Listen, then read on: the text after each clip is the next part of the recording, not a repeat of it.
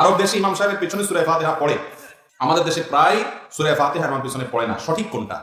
এইসব মাসআলার ক্ষেত্রে সরাসরি সঠিক বেঠিক এটা নিরূপণ করা যাবে না, কঠিন। কারণ হলো এই মাসআলাগুলো সারা বিশ্বের বড় বড় ইমামদের ইজতিহাদ বা গবেষণাগত মত পার্থক্য। প্রত্যেকটা গবেষণার সপক্ষে উপযুক্ত দলিল কোরআন হাদিসের আছে। আপনি যদি মনে করেন যে না এটা ঠিক আর ওটা পুরা রং, তো এইভাবে ডিসকারেজ করা এটা সালাফের কোনো নিয়ম না। যারা ইমামের পেছনে সূরা ফাতিহা পড়েন না বা ইমামের ফাতিহাটাকে মুক্তাদির ফাতিহার জন্য যথেষ্ট মনে করেন, তাদের এটার সপক্ষে কোরআন হাদিস থেকে যথেষ্ট দলিল আছে। এরা তারা মন গড়া বলেন আর বাড়ি থেকে এনে বলছেন, ব্যাপারটা সেরকম না। এই জন্য এই জিনিসগুলো নিয়ে অমুকের নামাজ হয় না অমুকের নামাজ হয়, যারা এরকম বলেন তারা বিভ্রান্তির মধ্যে আছেন, বিভ্রান্ত করছেন। আল্লাহর রাস্তায় এটা করবেন না। সাহাবা ইকরামের মধ্যে ইখতিলাফি মাসআলা ছিল, কিন্তু এগুলোর ভিত্তিতে একে অন্যকে এভাবে ডিসকাস করতেন না।